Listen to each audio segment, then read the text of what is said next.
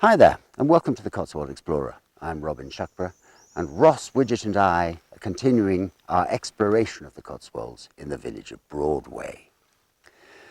Now, Broadway is smaller than most of the other famous Cotswold towns, and it's right at the northern tip of the region.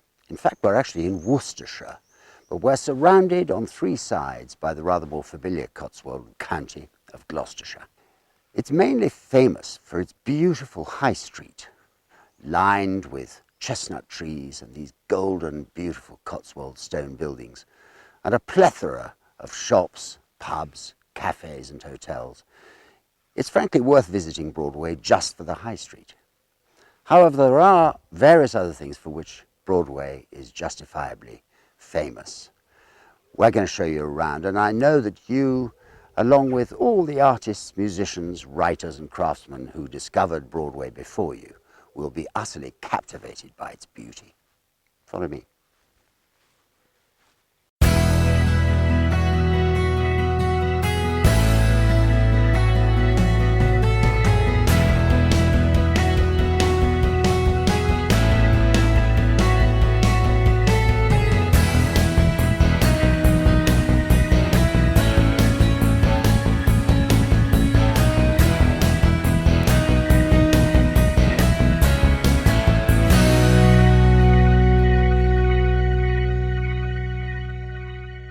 Filming as we are at 5 a.m. on a summer's day, you get a feeling for what it was that first attracted the group who became known as the Broadway Group to this pretty Worcestershire village.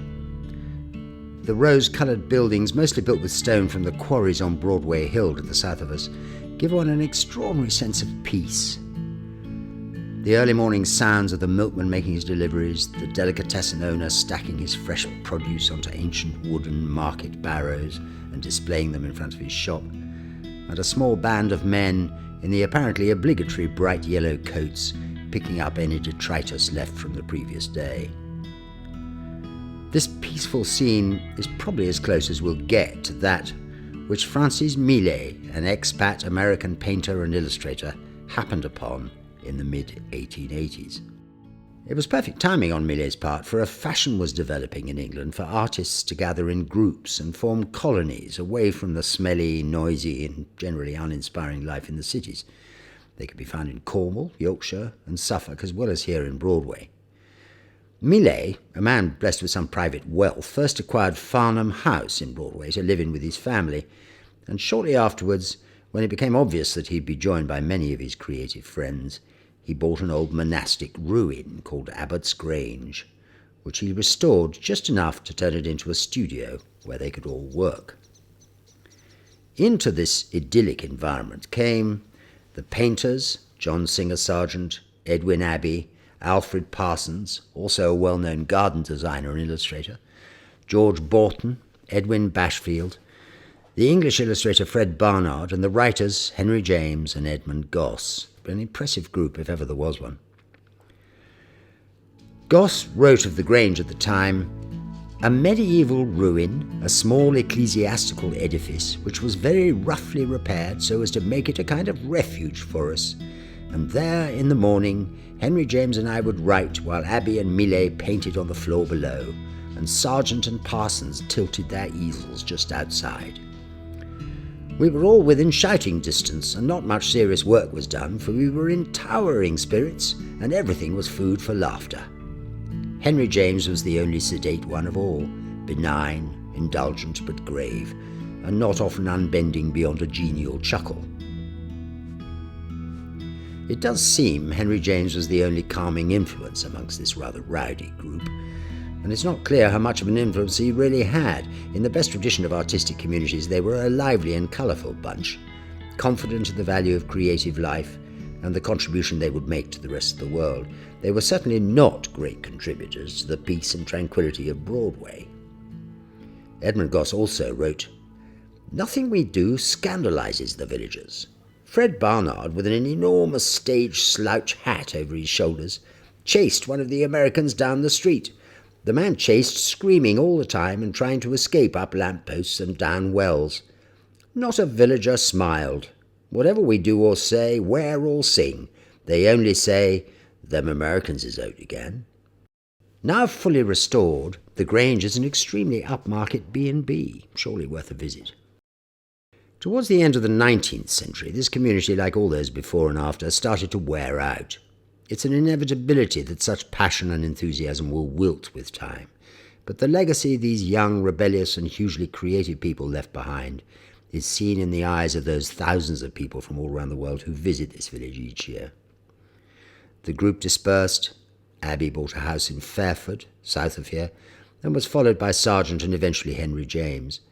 Millet was later to die in the Titanic disaster in 1912. Originally a manor house, the Ligon Arms behind me was first registered as an inn in 1532 when it was known as the White Hart. Later in the 1800s it was renamed the Ligon Arms after an Edward Ligon, who was a distinguished local landowner and soldier who commanded the 2nd Life Guards at the Battle of Waterloo. In 1904 the hotel was taken over by an S.B. Russell, whose son Gordon was to become one of the country's greatest designers. Just round the corner there's a museum dedicated to his work, some incredible furniture, taking us through all the various styles of the 20th century. The hotel has a remarkable history. Charles I stayed here twice, and Oliver Cromwell is known to have slept here as well. It has passed through many hands, varying in their approach to the business. It happens to be one of only 2 places in the country from which I have been ejected for wearing inappropriate dress. It's quite nice to get my own back. For Mr. Russell, it was an exciting business to take on, but his young son Gordon had other plans. Once again, the inspirational beauty of the village asserted its influence on an artistic mind. When his father took on the Ligon Arms, he's unlikely to have thought he was arriving in the village that would inspire him to a huge success in his field. He became, however, perhaps the most influential furniture designer of the 20th century. He fell under the influence of William Morris and the arts and crafts movement, who were often in and around Broadway at the time, particularly at the Broadway Tower, which we'll visit in a moment, and later was instrumental in the vital utility furniture program after the Second World War, replacing the nation's destroyed possessions with affordable but elegant furniture. He also designed the famous chairs on which the congregations sit in the new Coventry Cathedral, built after the original building was totally destroyed in the war. Inside the Russell Museum, his likeness is immortalized in bronze by the renowned sculptor Alan Thornhill. The Ligon Arms is, at this date of the 4th of June 2017, at the beginning of an enormous restoration by its current owners, whose aim it is to turn it into one of the finest hotels in England. We will watch this space. Struggling up the escarpment to the south of the town, on a road called Fish Hill, it becomes clear why Broadway became a coaching stop for those travelling between Worcester and Oxford. The hill is extremely steep and would have required fresh horses to tackle it. Way up on the hill above Broadway is the Broadway Tower, which you see behind me. The original concept for this extraordinary building was had by Capability Brown, the famous 18th century landscape architect. It was put into practice by the 6th Earl of Coventry, who commissioned an architect called James Wyatt to design and build this rather remarkable small castle. It has a wonderful history. It was used by William Morris and his business as a retreat, and many other artists came here. We'll tell you a little bit about it as we look around.